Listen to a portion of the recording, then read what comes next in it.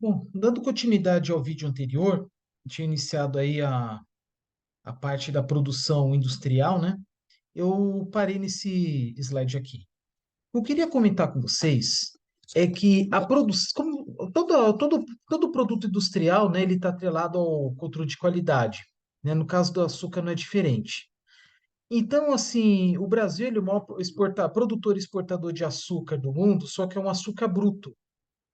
Aí, posteriormente, ele é conduzido, né, para o refinamento. Boa parte deste açúcar produzido, bruto produzido no Brasil, ele é refinado internamente ou é refinado nos países importadores. E aqui é um exemplo, tá, de uma especificação para esse açúcar bruto. Certamente que quanto é, menor o índice de impurezas, entre outros índices, né? Quanto menor o índice de impureza, maior o seu valor. Então, o que vocês podem ver? Tem dois tipos de açúcar bruto. Vou começar pela coluna do lado direito, esse VHP, que é Very High Polarization. Polarização é o índice de controle de qualidade também do açúcar. E o nível acima dele é o Very, Very High Polarization, que é isso, uma polarização muito, muito alta, que é o VVHP. Eu passo que o VHP é uma polarização muito alta. E aí tem alguns índices, um deles é de cor. Aí você pode ver, né, que a cor do Very, Very, né, que é o da coluna aqui do lado esquerdo, o índice de cor máximo dele é menor do que o outro, né? Então, do Very, Very High Polarization, o índice de cor é menor, o máximo, do que o do Very High Polarization. Isso influi também na cotação, tá? E aqui tem o índice de polarização, né? Então, o Very, Very High é 99,6, enquanto o Very High é 99 a 99,5. E os outros, né, que são índices muito parecidos, né, que é de umidade, cinzas, sulfito, tem que se tomar muito cuidado, porque algumas indústrias no Brasil ainda utilizam sulfitos para clareamento do açúcar. Algumas usinas, por exigências de mercados mais exigentes, utiliza-se outros processos, inclusive usando ozônio. Por quê? Porque o sulfito em contato com a água pode gerar até mesmo ácido sulfúrico. Então é questão assim de contaminação, tá, por compostos sulfurosos. Destrana é uma substância que é gerada gerada, né, no processo da, da produção, né, dentro da usina, que é por conta dos teores de amido que pode ter na cana. Então a cana pode ter um pouco de amido e faltando um certo controle, né, nesse amido, pode gerar dextranas, tá? Que é vocês estão vendo que é uma impureza do açúcar, né? E aí tem alguns índices aqui mais atrelados, né, ao processo, durante o processo produtivo do açúcar, né? Granulometria, por exemplo, tá? Então, isso aqui são os parâmetros de qualidade do açúcar. E aí, até no título está aqui, né? Parâmetros de qualidade do açúcar e amarelecimento no armazenamento. Que, claro, né, que quanto mais branco, melhor. Que é só ver aqui, né, comparando ao slide anterior, né? Vocês podem ver aqui, né? Que tem, por exemplo, o açúcar VHP em cima do lado direito, que é mais escuro que o Very, Very High Polarization, né? Que é o VVHP. E aí, depois, após, né, o VHP e o VVHP, tem o refinamento, né? Para produzir o cristal, o refinado, né? Enfim. Aí tem um açúcar que é vendido em alguns supermercados, que é o açúcar demerara também, né? Você pode ver aí por fim de comparação, né? Da cor, né? Então, qual é a vantagem de utilizar o mascavo em menor grau demerara? É por conta dos nutrientes, né? Porque o mascavo nada mais é do que a rapadura moída, né? Sem perdas consideráveis aí de nutrientes, né? Além do açúcar, como vitaminas, sais minerais, etc., né? Aqui um exemplo de um pátio de armazenamento pátio, né? Uma instalação onde é armazenado o açúcar, né? Pode ser tanto dentro da usina, né? Na usina de produção de açúcar, né? Na usina açúcar energética, como também pode ser no terminal rodoviário, ferroviário, né? No meio durante o transporte e também no terminal portuário, né? Se pensar em exportação, tá? Em terminais portuários como o Porto de Santos, os terminais são enormes, né? Então, esses armazéns, se é que eu posso dizer isso, né? Eles têm o comprimento de aproximadamente 150 a 200 metros, tá? Bastante grande.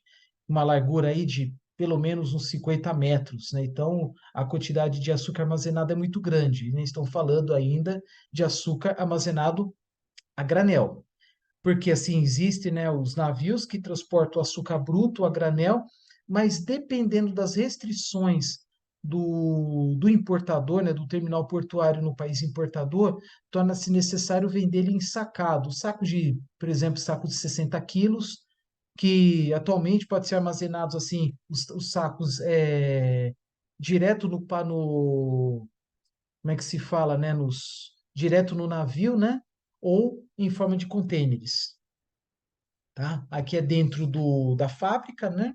Produção do açúcar.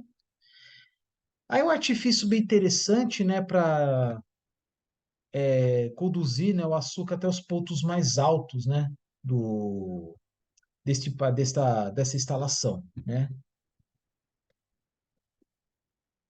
O que mais aqui? Deu uma travadinha. Aí como é estocado o açúcar a granel dentro do navio, né? Ou também pode ser ensacado, né, dependendo, né, das restrições de transporte, de armazenamento, especialmente no país importador. Porque no país importador necessita-se de uma infraestrutura especial com retroescavadeiras, né, de grande porte para retirar o açúcar como é que se fala, né, do porão do navio, né?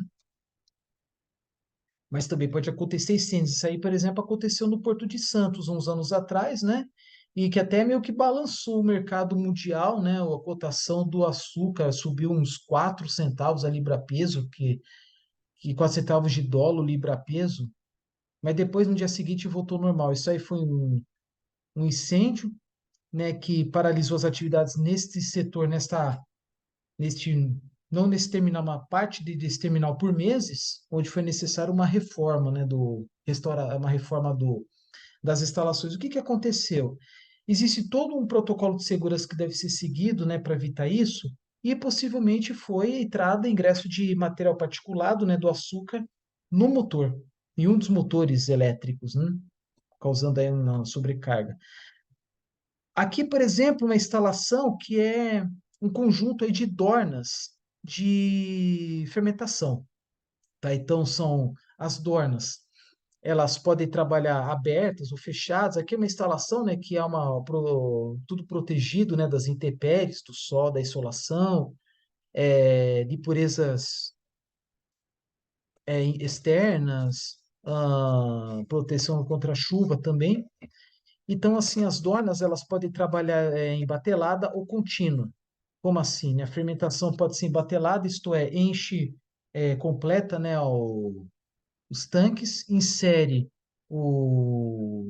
a levedura e a partir daí é uma produção do vinho, tá? É o processo posterior. Então, esqueci de falar, certamente, né, o que entra aí, né, o caldo tratado, que também é chamado de mosto, que é proveniente do tratamento do caldo, né? Aquele processo onde coloca aí, passa por processos físicos, processos químicos, para extrair o máximo de impurezas provenientes do caldo extraído lá da cana, né? Da moenda ou da difusão. Então é o seguinte, o processo de fermentação é um processo que não é muito, é um processo lento. Certamente que o do caldo da cana é um processo, a fermentação do caldo da cana é bem maior do que o do milho, tá? Aqui vamos colocar em torno de 20 horas aproximadamente, né? Acho que é um tempo padrão, onde completa, né, as dornas, se for pensar em processo por batelada, insere a levedura e aí faz o controle ambiental, né? Porque é uma reação exotérmica, isto é, gera calor, então deve ter o controle de temperatura, tanto que as dornas de fermentação, elas são munidas de sistemas de refrigeração para controle de temperatura. Vamos supor que o caldo esteja a 38 graus Celsius, abaixa a temperatura até, sei lá, 32, vamos supor, tá? Por quê? Porque a partir de uma certa temperatura, quanto maior a temperatura, é mais prejudicial ao processo fermentativo. Também, né, temperaturas muito baixas contribuem negativamente. Ao invés de esfriar, tem que aquecer o mosto em processo de fermentação, né? Conversão do mosto em vinho. No processo fermentativo, assim, fazendo o balanço estequiométrico, teórico, 49% do uso da sacarose ela é convertida em CO2, dióxido de carbono, ao passo que 50% é convertido em etanol. Só que na prática, por conta de diversas condições, que inclusive pode ocasionar um estresse da levedura, que é um ser vivo, né? Pode gerar outros elementos que em menor quantidade do que o etanol e o CO2. A ver, ácidos orgânicos como ácido acético, metanol, ah, entre outras diversas substâncias, né? Que podem até ser utilizadas, né? Podem até ser industrializadas em menor grau ou simplesmente ser destinadas aí a fertigação em forma de vinhaça, né? Então, diversos elementos que podem ser produzidos, né? Gerando aí uma diminuição da produtividade, né? Porque eu falei, né? 49% CO2 e 51% etanol são números teóricos, né? Fazendo lá o balanço estequiométrico. Aí tem lá que eu falei, né? Produção de ácido acético, pode produzir que é mais metanol, como falei anteriormente também, né?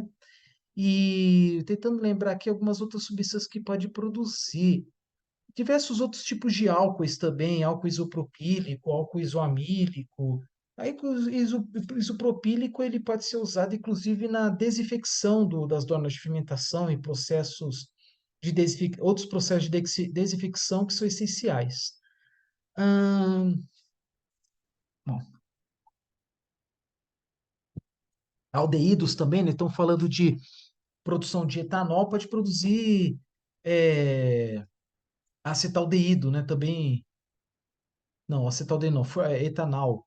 Também acetaldeídos, né, por ser substâncias bem próximas, né, questão de molécula, né, do que o etanol. Bom, o objetivo aqui, né, do responsável pelo processo, né, é conferir uma melhor qualidade no trabalho, as melhores condições possíveis, um mosto mais bem tratado possível, um melhor controle de temperatura. Também tem o controle da água, né, do teor de água no mosto, então não pode ter água nem de mais, nem de menos. Se tiver água de menos, ele gera uma certa dificuldade na fermentação, né? E também eu falei, né, controlar a temperatura, porque a partir de uma certa temperatura muito alta, a levedura pode ficar, digamos, estressada, né? Vai ter um prejuízo no processo fermentativo e até mesmo o teor de etanol pode prejudicar. Como assim?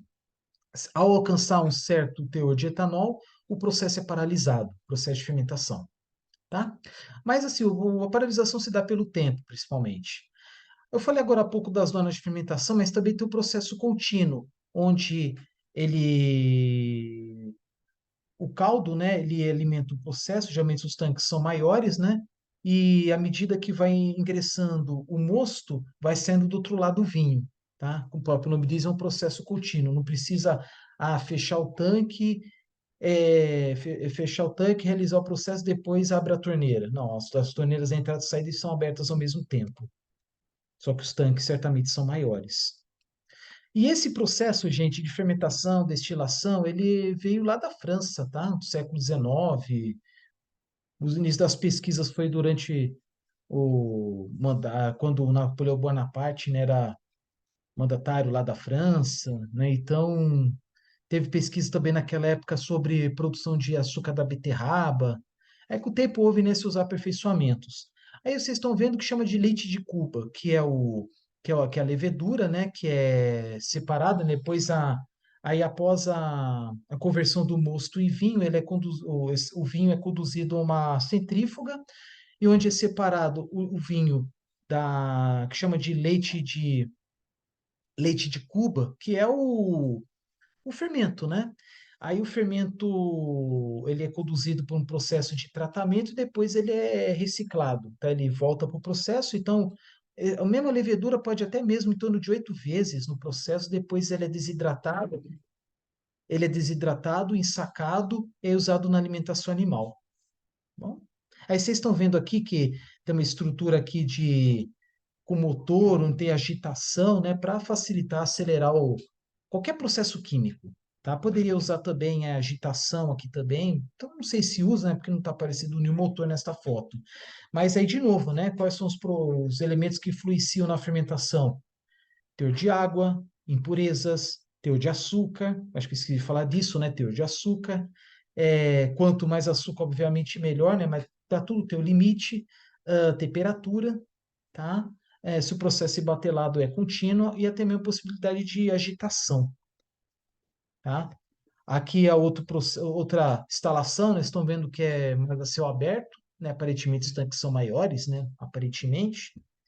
Muitos deles são feitos de aço inox 316, que é um aço inox mais adequado para a indústria química, para evitar corrosão, abrasão em geral.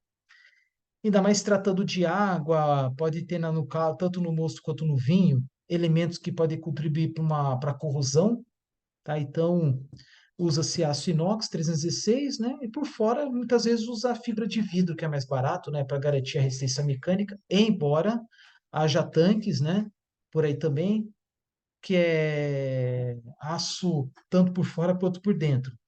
316 por fora, desculpa, por dentro, e por fora, né, em contato com a água da chuva, possivelmente é um aço inox de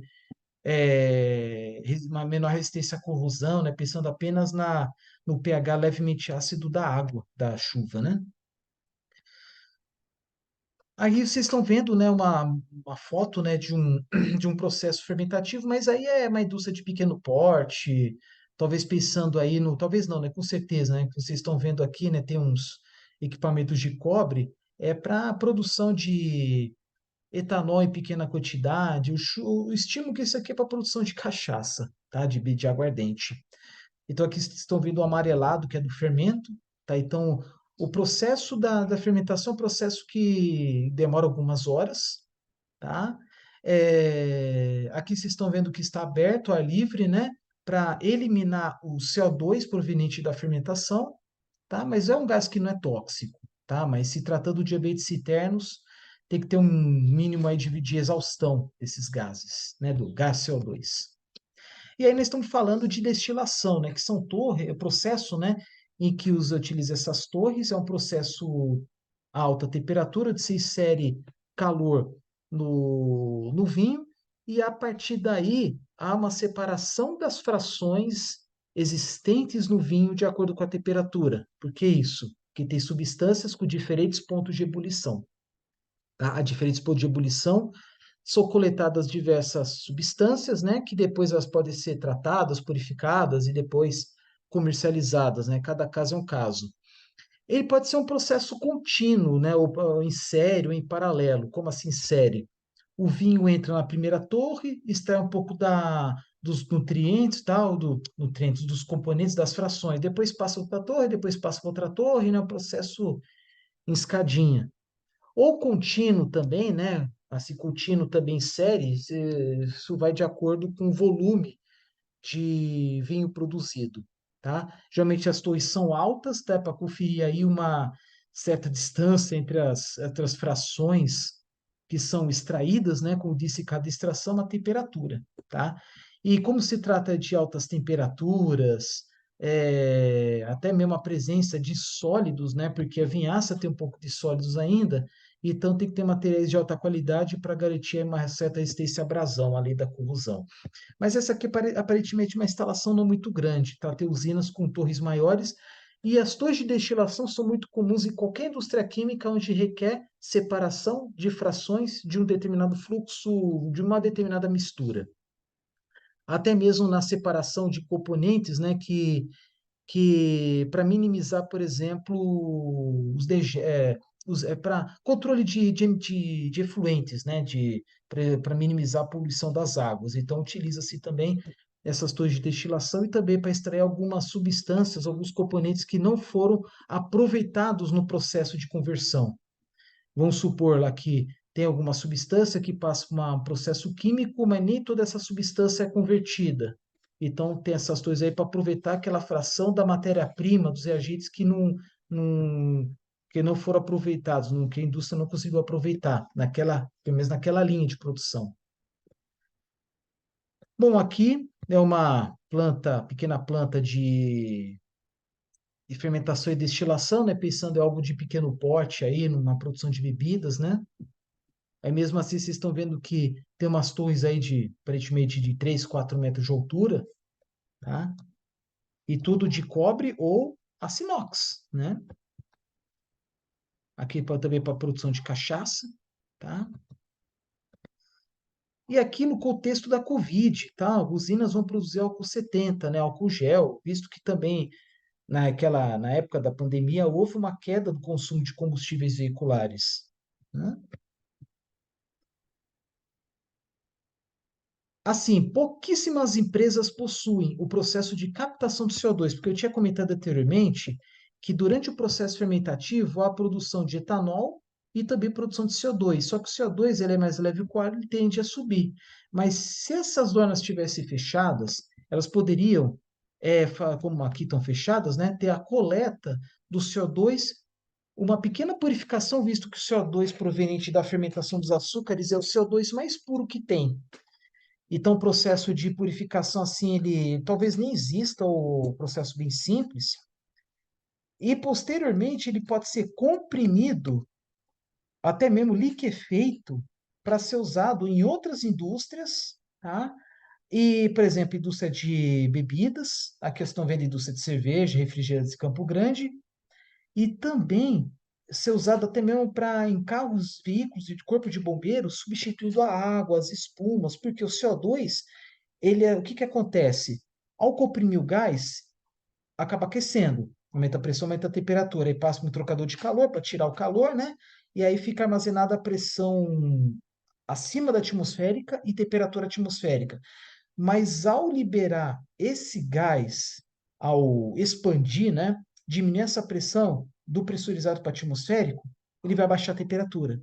Então apaga o fogo pela queda da temperatura e também pela expulsão do oxigênio, que é o carburante, tá? Agora eu vou falar da vinhaça. Vinhaça, o que que é? É um subproduto da destilação, que é aquilo que eu falei nos vídeos anteriores. Uma indústria de alta produtividade, ela produz o máximo de etanol e o mínimo de vinhaça. Então a proporção acaba sendo em torno de 8 litros de vinhaça para cada litro de etanol. Numa situação inversa, uma baixa produtividade, até o que? Uma baixa produtividade no processo fermentativo, podendo também ter uma baixa produtividade na destilação, também um outro ou ambos. Então acaba tendo uma proporção maior, em torno de 15, até no máximo em torno de 15 a 16 litros de vinhaça por litro de etanol. E o que fazer com essa vinhaça? Fertigação ou concentração da vinhaça, tem umas fotos que eu vou mostrar depois, ou conduzindo eles por biodigestores. Para quê? Para produzir o biogás, que é o combustível. Mas isso é um processo a longo prazo, tá? Os biodigestores mais eficientes, eles demoram uns 2 dias, mais ou menos, para produzir todo o biogás. E quando eu vi essa reportagem de entre 1 dia e meio e 2 dias, eu não vi qual é a matéria-prima. Que a vinhaça, ele é uma matéria-prima bastante crítica por se tratar de uma substância, né, de um resíduo agroindustrial com baixo pH. E quanto menor o pH, pior na biodigestão. Então, muito provavelmente, as usinas elas tendem a misturar a vinhaça com outras matérias-primas. Por exemplo, a torta de filtro, que é um subproduto do tratamento do caldo, tá? Que é uma substância sólida, né? Que desidratada. Pode até colocar esterco, enfim, né? Para facilitar a biodigestão, tá? O biogás é o que? É um gás proveniente da biodigestão, que é o processo lento, geralmente ocorre usando matérias-primas bastante úmidas, como esgoto, soro de leite, também vinhaça, e também dejetos de animais. E o biogás ele é composto aí principalmente de gás metano, CH4 e CO2, dióxido de carbono, entre outros componentes.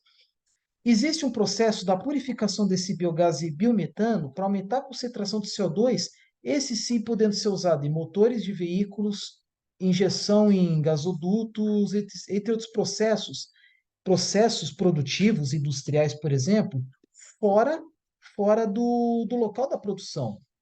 Por quê? Porque o biogás ele só é conveniente quando, ao produzir, ser conduzido num gasoduto, não, desculpa, ai, no gasômetro, né? E numa tubulação interna. Agora, não se fala, por exemplo, até mesmo em gasodutos, tudo bem, mas gasodutos internos, desde que não misture com gasodutos de gás natural, né? Tem que ser gasodutos próprios. Mas se tratar, por exemplo, de transportes por caminhões, por tanques, aí tem que purificar. Por quê? Porque não se comprime uma mistura de gás. Quando se comprime, comprime um gás só. Então, por isso que tem que extrair as impurezas e o CO2 do biogás para aumentar a concentração de gás metano. Entendeu? Após a purificação, comprime, ou até mesmo pode liquefazer, converter líquido para armazenar no caminhão, para depois ser usado aí numa indústria, em veículos, né, como combustível, enfim, né? Eu falo isso por quê? Porque no Brasil, o maior potencial da produção de biogás está a usar a vinhaça. A maior potencial está onde? Nas centrais sucroenergéticas, tá? Aí depois, bem mais do que potencial de produção de biogás e dejetos de animais, criação de suínos, aves, gado leiteiro, né? Confinamento, ia ter um potencial maior do que do se fosse produzido biogás proveniente de estação de tratamento de esgotos, tá? Tem outras fontes também, né? Por exemplo, indústria de laticínios, material residual de indústria de laticínios, de alimentos, enfim. Então, o maior potencial está no setor sucroenergético, conferido o quê? Uma possibilidade de renda adicional. Uma usina ou outra no Brasil já faz isso, já vende biometano, tá? Vamos lá. Aqui, por exemplo, uma instalação que é um flare, na verdade, né, onde há desculpa, um reator, né? Tem flares aqui no caminho também, né, onde há a queima do biogás, se for o caso, né? Por exemplo, vai biodigerir e tal, né? E um biogás que não é aproveitado e pode ser queimado. Agora eu vou falar sobre. Na foto do fundo aparece aí uma instalação que é um conjunto de dornas de fermentação, tá? Só que temos que se falar sobre o que aconteceu da década passada. Mais de 80 usinas de cana foram fechadas, né? No período entre 2014 a 2020, mais ou menos isso. A grande maioria delas eram usinas mais antigas, de menor porte, né? Que, por motivos, questões diversas, econômicas diversas, elas fecharam as portas, né? Aqui fala em dificuldades financeiras, aqui, ó, entre 2008 e fim de 2014. Juntas, elas representam a perda da capacidade de processamento de 75 milhões de toneladas de cana. Muitas delas elas estavam com capacidade ociosa. Tá? Então, boa parte da cana que era conduzida nessas usinas foram reconduzidas. Tá? E também tem o conceito de greenfield. O que é greenfield? É um tipo de empreendimento onde se instala a indústria associado já à implantação do canavial. Isto é, a mesma empresa, o mesmo grupo empresarial detém os dois setores produtivos, o agrícola e o industrial. Então, o greenfield está no contexto assim de controlar os dois setores. Tá? Embora ainda, né, o número de projetos greenfields tem sido muito pequeno, assim, em números, em comparação ao número de usinas já existentes, né? Já na indústria do etanol do milho, isso não se encaixa. Por quê? Porque a indústria, ela não detém o processo de produção da matéria-prima, ela compra de terceiros. Tá? Até onde eu sei, não conheço nenhum empreendimento que detém a produção do milho. Então, aqui, no exemplo de uma foto, né, de um tipo de um empreendimento de uma usina de cana, né? E essa aqui é uma tecnologia de concentração de vinhaça que é acoplado ao aparelho de destilação. Como assim? É um processo de destilação a vácuo, onde diminui o ponto de ebulição da água, economizando energia. Muitos processos de destilação fora do Brasil são a vácuo. No Brasil, não. A grande maioria, acho que quase todos, né? Talvez até mesmo todos, são a pressão atmosférica, conferindo o maior consumo de energia, tá? Maior consumo de vapor. Então, aqui, por exemplo, se colocar uma pressão, vamos supor, não acho que não é o caso, que acho que o caso é muito baixo, mas vamos supor que fosse 0,2 atmosfera vacuométrico. O ponto de ebulição seria em torno de 40, 50 graus Celsius. Então, o potencial que tem, né? Então, assim, por que concentrar vinhaça? Para extrair água que pode ser usada em outros processos industriais economizando no transporte, porque você pode transportar a vinhaça concentrada a distâncias maiores, podendo vender até mesmo para ser usado em outras culturas agrícolas, não necessariamente nos canaviais. É um adubo natural, tá bom? E dessa mesma empresa que faz aqui concentração de vinhaça, vocês vão ver que também faz a concentração da vinhaça resultante do processo de produção de etanol do milho. Tá? Aparentemente é uma foto parecida. Aqui a planta, destaca-se a caldeira, né? A caldeira, essa instalação bem alta aqui. Aqui a esteira que conduz o bagaço, né, a ser queimado. Aí tem a chaminé, e antes da chaminé tem uns ciclones, tem umas tecnologias de controle de emissão de material particulado. Tá? Não devemos esquecer, né, do ciclo do carbono, onde o carbono é eliminado, né, pela queima do CO2, ele retorna às plantas que alimentam o processo fotossintético. Aí resolvi colocar essa foto aqui porque eventualmente pode acontecer, mas não apenas em caldeiras das centrais sucroenergéticas, mas de qualquer planta industrial que tenha caldeiras. Uma presença, né, de agentes da Polícia Federal, entre outros agentes da Segurança Pública, queimando entorpecentes. Tá? Vamos lá. Há um potencial muito grande nos retrofits. O que que é retrofit? É, a, recu- é, a, é um processo de restauração dos equipamentos, né, visando o aumento da eficiência. No caso, estamos falando das caldeiras, esses retrofits podem culminar no quê? No aumento da pressão e temperatura, utilizando o mesmo volume de matéria-prima, a mesma quantidade de matéria-prima, gerando maiores rendas, né? Porque, assim, as indústrias mais modernas, obviamente, têm caldeiras mais modernas, de uma potência, temperatura, né, gerando aí é, mais energia, né? Convertendo mais energia da energia química do bagaço, um pouco de palha, eventualmente madeira, para gerar vapor, tá? E aí vocês estão vendo aqui nessa publicação que é antiga, de 2010, que há uma média, uma mediana, né, entre 20 a 40 anos, a idade das caldeiras. Tem aquelas manutenções mais simples que tem que interromper a operação para efetuar a limpeza e pequenas trocas de componentes, até reformas mais profundas que ocorrem na entre safra, né, que é a troca de componentes maiores, mas às vezes precisa até interromper uma safra inteira para fazer uma reforma mais profunda aí que dura aí um período maior. Tá? Aí a cana certamente é reconduzida a outras usinas. É o exemplo aqui de duas turbinas a vapor, tá?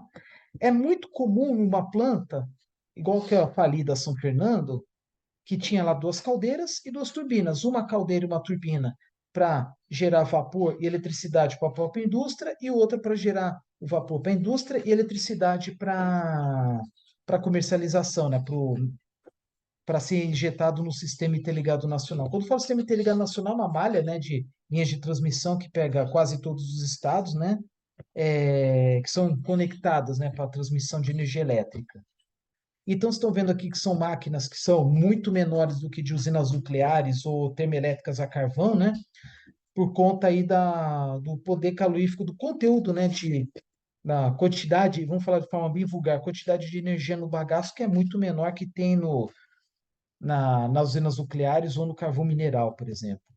Tá? Por isso que se fala em potenciais na casa de dezenas de megawatts, ao passo que nas outras fala até na casa de centenas de gigawatts ou mais. Ao contrário das plantas que produzem etanol da cana, que tem o combustível gerado no próprio processo, o do etanol de milho precisa de um combustível externo. Certamente que no Brasil, né, qualquer usina, sem exceção, e as outras que vierem, elas vão utilizar como combustível externo o eucalipto. Então, é interessante, se possível, plantar eucalipto primeiro e depois se plantar a fábrica, mas geralmente, né, os fornecedores são terceirizados, né? Então, o que se observa aí? Que ao contrário dos Estados Unidos, onde usa-se gás natural, até mesmo carvão mineral para alimentar o processo de produção de um combustível renovável, no Brasil é renovável do começo ao fim, desde o combustível renovável linha de eucalipto até o combustível renovável etanol de milho. Então, o processo que está crescendo no Brasil, vista que Até mesmo no Brasil, o etanol de milho se tornou viável economicamente. Há uns 20 anos atrás, o etanol de milho dos Estados Unidos era bem mais caro que o etanol da cana no Brasil, mas com o tempo, o etanol de milho dos Estados Unidos se tornou tão competitivo que o custo de produção igualou. E agora está igual para igual da cana e do milho. E, como disse anteriormente, já de 10 a 20% do etanol produzido no Brasil já é do milho, tá? E o milho, ao contrário da cana, ele pode ser armazenado, pode vir de qualquer lugar, né? Enfim, tá? No caso do milho, vocês estão vendo aqui na ilustração, uma parte ele é de starch, que é amido. O restante, água, proteína, tal, ele é convertido em DDGS. O que que é DDGS? É uma sigla de é, solúveis de grãos secos destilados, que é o milho sem o amido e sem água. É um material seco. Dry distilled, que é o dry que é seco, mas às vezes aparece WDGS, que é W de wet, que é úmido, usado na alimentação animal. Tá? Então, as usinas estão produzindo mais etanol de milho, quer dizer, tem mais usinas produzindo etanol de milho e, por consequência, o aumento da produção do DDGS. Tá? O que mais? Aqui o processo de produção, né, do etanol do milho não é muito diferente do etanol da cana, só que tem um detalhe. O processo do etanol de milho, ele tem o processo de sacarificação, que é a conversão do amido, que é um polissacarídeo, em açúcares menores. E, posteriormente, fermentação, destilação, né, que nem as usinas de cana. E aqui no final vocês estão vendo, ó, DDGS, Distilled Dried Grain Solubles Handling, que é manipulação, tá? Onde ocorre o quê? Todo o processamento, né, desumidificação do DDGS até o carregamento para ser usado, por exemplo, na alimentação animal. Aqui, evaporador para concentração de vinhaça de milho, tá? Que nem da mesma empresa, inclusive, né, dessa aqui. Aí as torres aí são meio cônicas lá em cima, né, para provocar, porque o vapor ele. Vapor, não, desculpa, não vapor. O líquido, né, que depois é convertido em vapor. O líquido, que é da a vinhaça, por exemplo, no caso aqui, vinhaça do milho, ele alcança aqui em cima, aí tem esse cone, né, ocorre que é uma expansão do líquido, né, provocando aí uma diminuição da pressão, e dependendo da diminuição da pressão, ah, pode acarretar aí uma evaporação da água até mesmo bem abaixo de 100 graus Celsius, tá? Mas é um processo que é em série, tá? Então, numa primeira torre, o fluido passa depois na segunda, passa na terceira, passa na quarta, passa na quinta, podendo, sei lá, ter 10 ou mais dessas torres. Então, a cada torre extrai um pouquinho desta água, né, que também pode ser usada no processo produtivo, né? Então, aqui uma planta industrial, pensa aí na responsabilidade que é, onde é que vai ser extraída essa água, né? E também na responsabilidade na gestão da lenha, né? De onde vai ser extraída? Pensa na responsabilidade que é, né, de assinar contrato e tal, e depois ter um fornecimento constante desse material. Aí eu coloquei uma charge, né, que é uma crítica à produção de etanol dos Estados Unidos, que, como eu disse, ele utiliza muito combustível fóssil. Ah, no Brasil não utiliza? Utiliza mais apenas combustível fóssil para alimentar os caminhões para transportar o eucalipto, o etanol, o próprio etanol, né, o DDGS. Só que aqui, Estados Unidos, ao contrário do Brasil, né, não tem tanta lenha, então eles utilizam combustíveis fósseis, né? Então, é um contrassenso, né, você utilizar combustível fóssil para produzir etanol. E aqui está dizendo, ó, 1,29 de um determinado volume, eles usam muito galão, 1,29 galões de combustível fóssil para produzir um galão de etanol. É um contrassenso, né? E aqui está até o estereótipo do árabe, né? Que respondo que é o dono do petróleo, né? Bom, o que mais?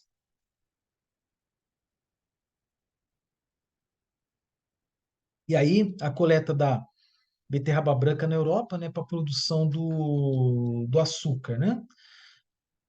E aqui, eles falam de usina Flex, né? Que é uma usina que é uma produção do etanol tanto usando cana quanto milho. Mas podendo ter sido usados os dois ao mesmo tempo, mas é mais comum usar a cana durante a safra da cana e o milho na entre safra da cana. Tá? Agora aqui são os modelos de caldeiras, né? Então tem algumas caldeiras que elas são, assim, as mais comuns são essas aqui do lado esquerdo aqui de 66 bar, né? Que é mais ou menos 66 atmosfera e 480 graus Celsius. Mas é possível fazer um retrofit para aumentar a pressão, né? Para 120 atmosfera, bar, né? Algo parecido com isso e aumentar um pouco a temperatura, 540 graus Celsius, o que vai contribuir no quê? No aumento da potência. E aí faz até uma análise de viabilidade econômica, né? Que é possível, tá bom? Exemplo de alguns equipamentos que estão disponíveis aí para leilão, até para sucata, enfim, né? Por parte de usinas que fecharam as portas ou durante uma reforma, né? Especialmente no período da entre-safra, tá? Aí uma usina assim, vou dizer abandonada, cujas atividades foram paralisadas, né? E aí o exemplo de torres de destilação, né? Possivelmente deve estar em leilão, né, para adquirir os equipamentos para ser usado em uma outra usina ou simplesmente vai para sucata, tá? Exemplo de uma planta industrial paralisada, tá? E, bom, vou parar por aqui, eu vou falar agora sobre o próximo vídeo sobre os aspectos econômicos, né? Você está vendo aí uma foto que possivelmente é do Porto de Santos, tá? Onde há um carregamento de açúcar, tá? Nos porões de um navio, né? Bom, espere até o próximo vídeo.